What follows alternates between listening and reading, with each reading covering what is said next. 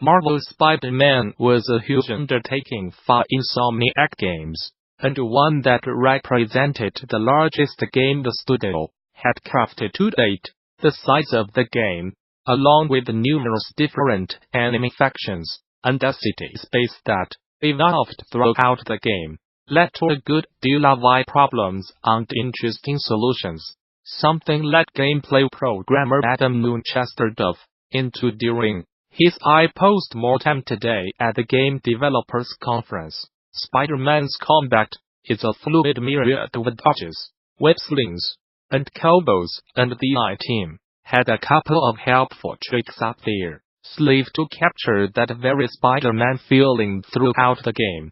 For aligning Spidey himself with his target, Nunchester says they relied on sync joints and anchors to orientate the two combatants on the fly. Those two sync joints, one on Spider-Man and one on his target, would line up to each other, match up, and allow the animations for the ball to connect.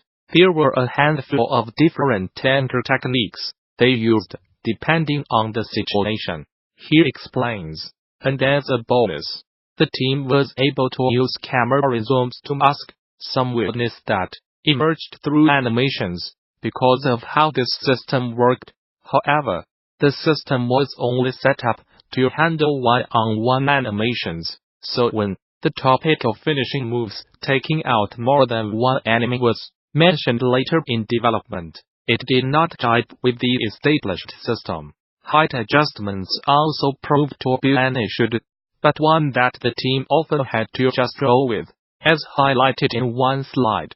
Did you know that most game worlds are not flat? Did you know that most mocap studios are?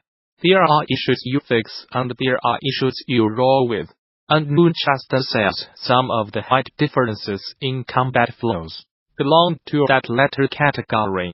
We cannot always fix things, he says, as an image of Spider-Man punching to guard the kneecaps of an enemy on high water lane pops upon a screen, and then we just deal with things being off. One of Nunchester's main points throughout the talk was how important iteration is to the development process. I hope it's obvious, but it took quite a few tries to get things that you saw in this presentation to where it is now. Time and time again, Nunchester said the team implemented changes that sought to find the balance between flow and difficulty.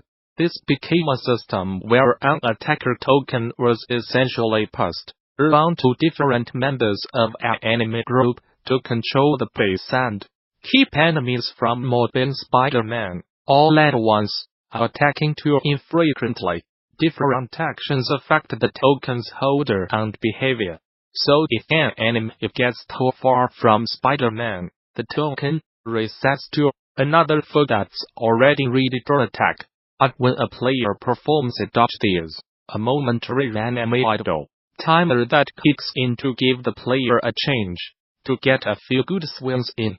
However, it was too easy for playtesters to feel like the enemies were scoring cheap hits, so iteration was key to discover the systems that eventually captured that Spider-Man flow. Ranged combat added another layer to that complexity, but they eventually worked out a system that prioritized attacks from on-screen enemies to avoid the feeling of cheap hits, and made off-screen enemies take longer to find ranged weapons in general to give the in-game Spidey sense a fraction of a second longer to alert players of an incoming attack. On top of that, invincibility frames were added to combat animations so players would not feel like enemies were knocking them out of already executed attacks. The system is not perfect, and there is a fair deal of exceptions that come into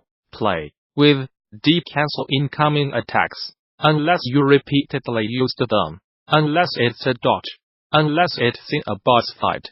But the version that shipped with the game managed to accomplish combat that avoided having players feel cheated by the in-game. The solutions the team eventually used in the final game were not their first attempts, and trial and error were key to getting from the things mentioned in his talk to the features the game itself would eventually ship with. He highlights the importance of facing new problems and finding new solutions to those, rather than just resting on things that have worked in past projects. I believe that Marvel's Spider-Man was a success because everyone said that the game made you feel like Spider-Man, concluded Winchester. This was not an accident, and I believe it was because we made the car feel right. Payday toolmaker Starbreeze has applied for an extended reconstruction period as it looks to find stability after filing for administration. The Stockholm District Court initially approved the company's reconstruction up until March 3, 2019. but Starbreeze is now asking for another 3 months to get its house in order. It's been a rough couple of months for Starbreeze, with Chief Exec Bo Anderson leaving the company back in December after the underwhelming launch of Overkill's The Walking Dead lift item died financial straits. The developer-publisher was then raided by Swedish authorities on suspicion of insider trading, resulting in the arrest of one unnamed person. Moving forward, Starbreeze has pledged to carry out the restructuring plan it laid out back in December, and says it will continue to focus on its core business of internal development and publishing. It's also hoping to work with external parties to ensure that non-core operations can be developed in a positive way. Cloud Imperium Games, the studio behind Star Citizen and Squadron 42, released an 8-page accounting document a few weeks ago, which shows how the company has spent its funds since 2012. According to the document, Sega spent $193.3 million since 2012, with $40.23 million left in reserve. About $48.8 million of that was spent in 2017, putting the company's most recently reported monthly spending at about an average of $4 million.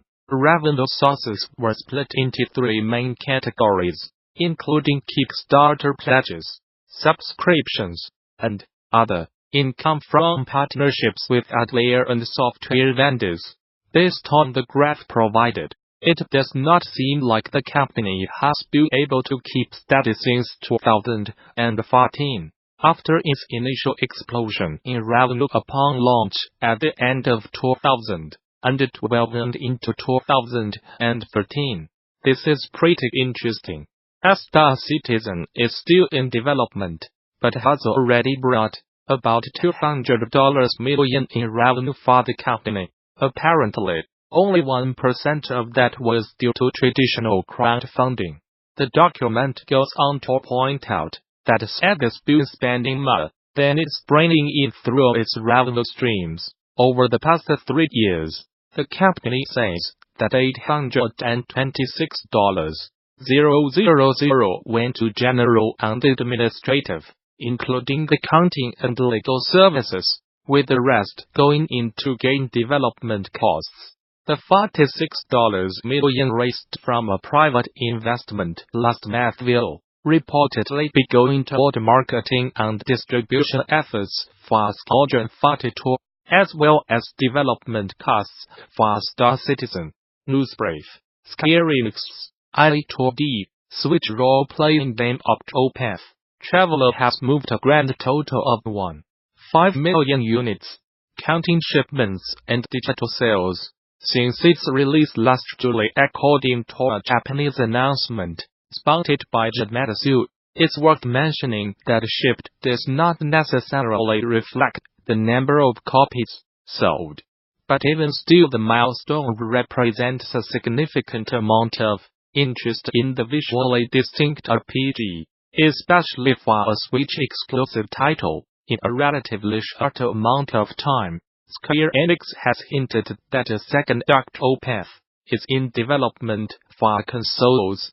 But in the meantime, the company has also announced that it will be launching a smartphone prequel to Octopath Traveler this year, at least in Japan.